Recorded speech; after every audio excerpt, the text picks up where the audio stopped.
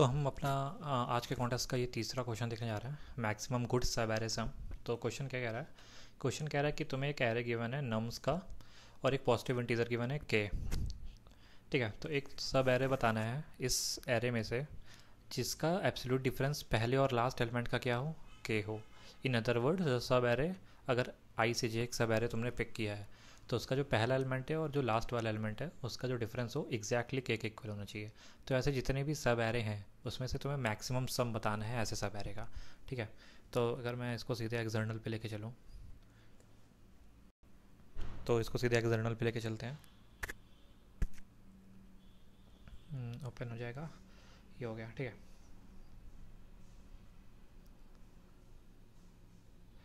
तो ये ओपन हो गया। तो पहला वाला एग्जांपल लेके चलते हैं। ठीक है, इसको कॉपी करते हैं और इसमें पेस्ट करते हैं हमारे एक्सटर्नल में। तो अगर ये वाला क्वेश्चन है तो लेट्स सपोज, ठीक है, ये तुम्हें एक नम्स का एरे गिवन है और एक ये के गिवन है।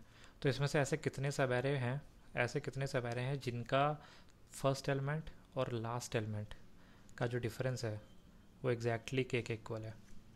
तो ऐसे अगर मैं सब एरे बनाऊँ तो एक 1 2 है, मैं एलिमेंट्स की बात कर रहा हूँ। ठीक है, 1 2 एलिमेंट, 2 3 एक एलिमेंट है, 3 4 एक एलिमेंट है, 4 5 एक एलिमेंट है और एक 5 6 एक एलिमेंट है। ठीक है, तो इन चारों में पहला एलिमेंट ये है, दूसरा एलिमेंट ये है, दोनों का डिफरेंस क्या है, 1 है। और सम कितना है, सबका सम कितना है, सम है 11। सॉरी, इसका सम है 3, इसका सम है 5, इसका है 7, इसका है 9 और इसका है 11। तो हमें मैक्सिमम रिटर्न करना है, तो मैक्सिमम क्या है, 11। तो हमारा आंसर क्या हो गया, 11 हो गया। अगर मैं दूसरा कोई एग्जांपल उठाता हूँ, लेट्स सपोज ये वाला एग्जांपल उठा लेते हैं क्योंकि नेगेटिव एलिमेंट्स भी गिवन है, तो इसको उठाते हैं। तो इसमें ये हमारा नम्स एरे है। तो इसमें ऐसे कितने सब एरे हैं जिनका डिफरेंस पहले और लास्ट एलिमेंट का 2 है। तो अगर मैं एक सब एरे बनाऊँ -1 -2 और -3, तो इसका पहला एलिमेंट क्या है, -1 मॉड, और लास्ट एलिमेंट क्या है, माइनस ऑफ -3। तो कितना हुआ इसका डिफरेंस, 2 हुआ। ठीक है, तो एक ये एरे है और ऐसा कोई एरे है, एक ये वाला एरे देखते हैं, -2 -3 और -4। तो इसका पहला एलिमेंट क्या है, -2, लास्ट एलिमेंट क्या है, वो है -4, तो माइनस ऑफ -4। तो ये कितना हो गया, ये भी हो गया 2। तो मीन्स दो एरे एग्जिस्ट करते हैं जिनका पहला और लास्ट एलिमेंट का जो डिफरेंस है वो 2 के इक्वल है। ठीक है, तो अब हमें इसमें से कौन सा रिटर्न, क्या रिटर्न करना है, जिसका सम मिनिमम हो। तो इसका सम कितना है, -6, इसका सम कितना है, 4 3 7 7 2 9, -9। तो सबसे बड़ा कौन सा है, एब्सोल्युटली -6 बड़ा है। तो हमारा आंसर इसमें -6 हो जाएगा। तो ये तो हो गया क्वेश्चन। अब बात रही कि इसको हम लोग करेंगे कैसे। तो देखो, क्वेश्चन उतना कुछ खास टफ नहीं है, क्वेश्चन काफ़ी इजी है अगर थोड़ा सा इंट्यूशन बिल्डअप कर लो तो। देखो, तो क्वेश्चन में सब एरे की बात हो रही है, किसकी, सब एरे। तो सब एरे माइंड में आते ही एक चीज़ कंफर्म हो जाती है कि शॉर्टिंग इज़ 90% चांस है कि शॉर्टिंग नहीं लगेगी क्योंकि सब एरे है। तो अगर जैसे हम सॉर्ट कर देंगे तो सब एरे अपनी प्लेस से दूसरे प्लेस पे चले जाएंगे, तो सॉर्टिंग तो पॉसिबल इसमें नहीं होगी। ठीक है, ये कंडीशन बन जाती है। दूसरी कंडीशन क्या, दूसरी क्या चीज़ है, हमें बात कर रहा है सम की। ठीक है, क्वेश्चन में बोल रहा है कि हमें सम चाहिए उस मैक्सिमम सब एरे का। तो जब भी सम की बात हो रही है तो मीन्स कुछ प्रिफिक्स के हिसाब से हमें जाना पड़ेगा, कुछ प्रिफिक्स सम की बात करनी पड़ेगी। क्योंकि अगर मान लेते हैं ये वाला एलिमेंट और ये वाला एलिमेंट सब एरे बना रहा था, मान लेते K3 था, ठीक है, ये एक बना रहा था, तो हमें इस यहाँ से लेके यहाँ तक का सम चाहिए होगा ना। तो एक प्रिफिक्स सम थोड़ा सा इसमें लग सकता है, नॉट श्योर बट लग सकता है। तीसरी चीज़, तीसरी चीज़ क्या, कि हमें हर एलिमेंट के लिए, मान लो ये 3 है, तो इसके लिए हमें क्या चाहिए, पता होना चाहिए कि 3 + 3 6 क्या एग्जिस्ट कर रहा है क्या। क्योंकि हमें क्या चाहिए, I - J का मॉड क्या होना चाहिए, के इक्वल होना चाहिए, ये चीज़ होनी चाहिए। तो अगर मैं इसको नॉर्मल मैथ से ओपन करूँ तो I - J या तो के होगा, तो I तुम्हारा क्या हो जाएगा, K + J। ठीक है, या फिर I - J तुम्हारा क्या होगा, -K होगा, तो I क्या हो जाएगा, J - K। ठीक है, एक मिनट, हाँ, तो ये दो चीज़ें हो जाएंगी, या तो आई के प्लस जे हो जाएगा या तो जे माइनस के हो जाएगा, सिंपल मैथ्स जो पढ़ाई जाती है 12th में। तो मीन्स अगर हम एक आई को फिक्स करते हैं, अगर मैं दूसरा पेन ले लूँ, ये वाला लेता हूँ, अगर मैं एक आई को फिक्स कर देता हूँ, या फिर हम कहते हैं अगर मैं जे को फिक्स कर देता हूँ, तो हमारा आई या तो के प्लस जे हो सकता है या तो जे माइनस के हो सकती है। ये दो पॉसिबल कंडीशंस हो सकती हैं। तो जब भी ये दो चीज़ें हों कि हमें एक जे के लिए एक आई फाइंड करना है, ठीक है, तो हमें मीन्स कुछ मैप का यूज़ करना पड़ सकता है, क्योंकि हमें हर नंबर के लिए एक वैल्यूज़ चाहिए, एक ऐसी वैल्यू चाहिए जो हमें देखना कि प्रेजेंट करती है कि नहीं एरे में। तो मीन्स हमें इन दो चीज़ का इंट्यूशन बिल्डअप हो रहा है कि ये दो चीज़ें हमें यूज़ करनी पड़ सकती हैं। ठीक है, चलो ये इंट्यूशन बिल्डअप कर लिया हमने। अब मैं इसको इरेज नहीं करता हूँ, थोड़ा सा स्क्रॉल करता हूँ, तो शॉर्टिंग नहीं लगेगी, प्रीफिक्सम और मैप लगेगा। तो देखो हमारा इंट्यूशन है, अगर मैं पहले ये वाला एग्जांपल लेके सॉल्व करता हूँ। ठीक है, ये वाला इंट्यूशन, हमारा इंट्यूशन क्या है कि हम एक एरे बनाएंगे, प्रीफिक्सम रख लेंगे उसमें। तो 1 रख लिया, 1 + 2 3, 3 + 3 6, 6 + 4 10, 10 + 5 15 और 15 + 6 21। ठीक है, इसका ये प्रीफिक्सम हो गया। ठीक है, अब हम क्या करेंगे, हमें पता है, अगर मैं इसको भी यहाँ पे लिख लूँ, इस मेन एरे को यहाँ पे लिख लेता हूँ इस सब। ठीक है, 1 2 3 4 5 6 और के हमारा है 1। तो हमें पता है अगर मैं इस 1 को लेके डील कर रहा हूँ, तो हमें पता है, अभी मैंने यहाँ पे निकाला था, आई या तो तुम्हारा के प्लस जे हो सकता है, या तो आई तुम्हारा क्या था, जे माइनस के हो सकता है। ठीक है, तो अगर ये हमारा आई है 0, तो या फिर ये हमारा अगर जे है, अगर ये हमारा जे है 0, ठीक है, तो आई क्या हो सकता है, oh sorry sorry sorry sorry, तो इसको आई और जे ये इंडेक्स नहीं है, ये वैल्यूज़ हैं, क्योंकि हमें पता है नम्स ऑफ आई, ये आई है। ठीक है, i minus nums of j equals to k होना चाहिए इसका मॉड। तो यहाँ से ये चीज़ निकल के आती है, नम्स ऑफ आई या तो तुम्हारा के प्लस नम्स ऑफ जे होगा, ठीक है, या तो नम्स ऑफ आई तुम्हारा नम्स ऑफ जे माइनस के होगा। यही दो चीज़ें हो सकती हैं। तो हमने एक प्रीफिक्स बना लिया है जो मैंने यहाँ पे डिस्कस किया था, और एक मैप बनाएंगे। मैप कैसे बनाएंगे, मैप में हम रखेंगे हर नंबर के करस्पॉन्डिंग उसका इंडेक्स। ठीक है, हर नंबर के करस्पॉन्डिंग उसका इंडेक्स। हमने दो चीज़ देख ली, प्रीफिक्स देख लिया, ये यहाँ पे बना लिया। अब हमें क्या करना है, एक मैप बनाना है हर नंबर के करस्पॉन्डिंग उसका इंडेक्स। तो लेट सपोज 1 2 3 4 5 6 था।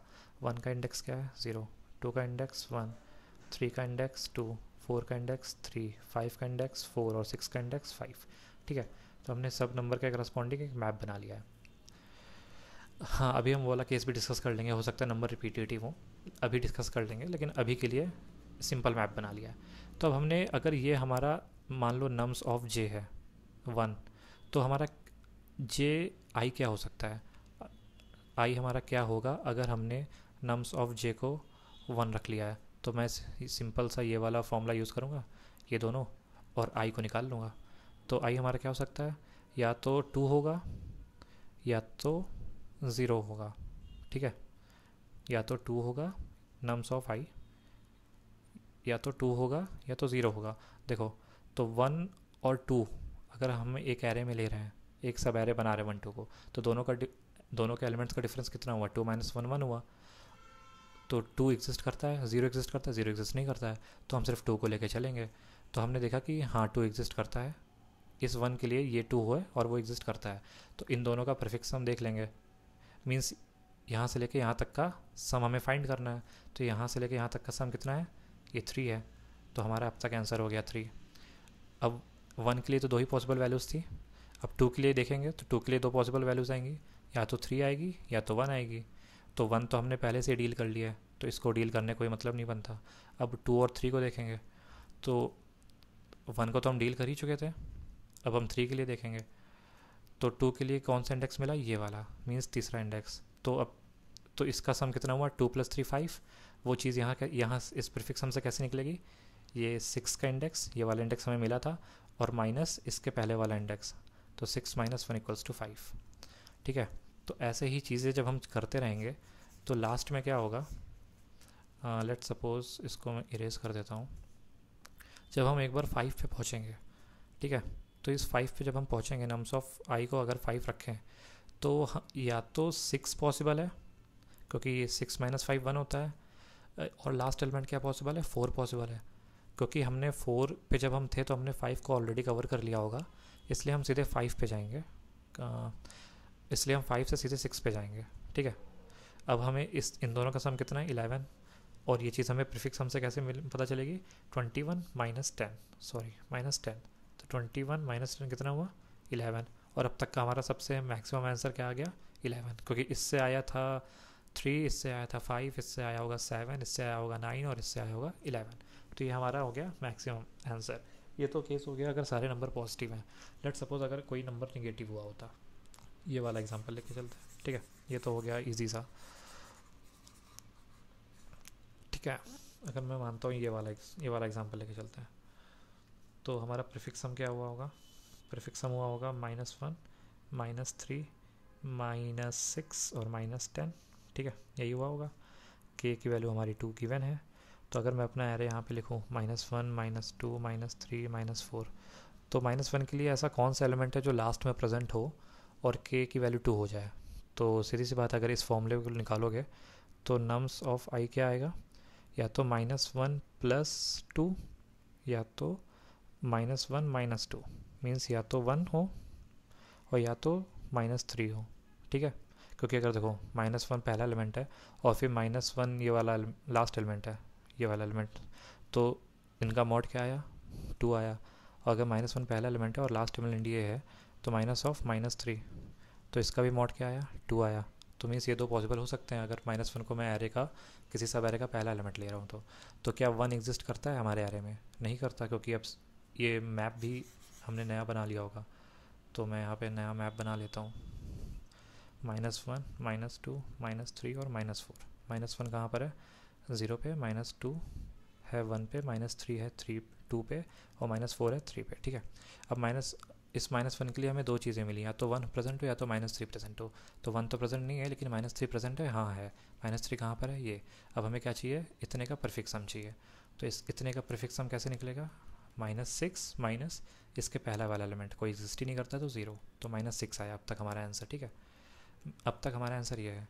अब हम जैसे -2 पे आएंगे तो चीज़ होगी या तो -2 + 2 मीन्स 0, या तो -2 -2, या तो मीन्स -4, तो 0 एग्जिस्ट करता है मैप में, नहीं करता, -4 करता है, हाँ बिल्कुल करता है, तो सिंपली मुझे -4 से लेके -2 तक का प्रीफिक्स सम चाहिए, मीन्स सम चाहिए, तो ये से यहाँ तक का, तो ये कितना होगा, -10 -3, सॉरी -3 नहीं होगा, क्योंकि मुझे यहाँ से लेके यहाँ तक का चाहिए था, तो इसका एक पहले वाला माइनस कर देंगे ना, -10 -1, ये कितना हो गया, ये कट गया, हो गया -9, तो हमारा अब तक का आंसर -6 था और अब मिल रहा है -9, तो बड़ा क्या है, -6, तो हमारा आंसर क्या हो गया, -6, ठीक है। तो ये हो गया क्वेश्चन का सॉल्यूशन। अब कुछ मैंने बोला था ना कि अगर मान लो इस जगह पे मल्टीपल्स वैल्यूज हो सकती तो क्या होता, अगर यहाँ पे मल्टीपल वैल्यू होती तो हम एक मैप ऑफ इंट बनाते इक्वल्स टू एक वेक्टर बना देते हैं, तो हम सब में चेक कर लेते हैं कि क्या वैल्यूज़ पॉसिबल है, ठीक है। तो अगर मैं इसका कोड दिखाऊं और कोड के साथ इसको एक्सप्लेन कर दूं, तो देखो एक मैप ऑफ वेक्टर बना लिया है, इंट ऑफ वेक्टर, और हर नंबर का एक इंडेक्स मैंने इंसर्ट कर लिया है, जैसे यहाँ पे ये बनाया था मैंने ना इस चीज़ को, फिर एक हमने प्रीफिक्स सम लिया है, ठीक है। फिर अगर मैं इसको थोड़ा बड़ा कर देता हूँ, हाँ इसको थोड़ा बड़ा हो गया, तो मैंने क्या किया, एक एक करके एलिमेंट निकाला है, ठीक है, और हर एलिमेंट्स के लिए दो कंडीशन थी ना, या तो k+i या तो i - k, ठीक है। ये वाला फॉर्मूला जो मैंने लिखा था इसको मैं थोड़ा यहाँ से बड़ा लिख देता हूँ, अगर नम्स ऑफ i है तो या तो k + नम्स ऑफ j हो सकता है, नम्स ऑफ j पता है तो i या तो ये हो सकता है, अगर तुम्हें j पता है या तो फिर नम्स ऑफ j - k, यही दो i की पॉसिबल हो सकती हैं, अगर तुम्हें j पता है तो i, ये दो चीज़ हो सकती हैं, तो यही दो चीज़ें मैंने चेक करी हैं, अगर मैप में दोनों में से दोनों चीज़ें चेक करी हैं प्रेजेंट है क्या। फिर मैंने अगर k + i प्रेजेंट है तो उसके सारे इंडेक्स मैंने निकाल लिए x में, और हर एक इंडेक्स पे चेक किया है कि वो हमारे करंट इंडेक्स से बड़ा है कि नहीं। जैसे मान लो मैं, हाँ यहाँ पे कुछ वैल्यूज़ हैं, ठीक है, तो मैं यहाँ पे हूँ और मुझे ये वाला इंडेक्स मिला, तो मुझे चेक करना पड़ेगा कि अगर ये जे है ये आई है, तो जे आई से बड़ा होना चाहिए ना।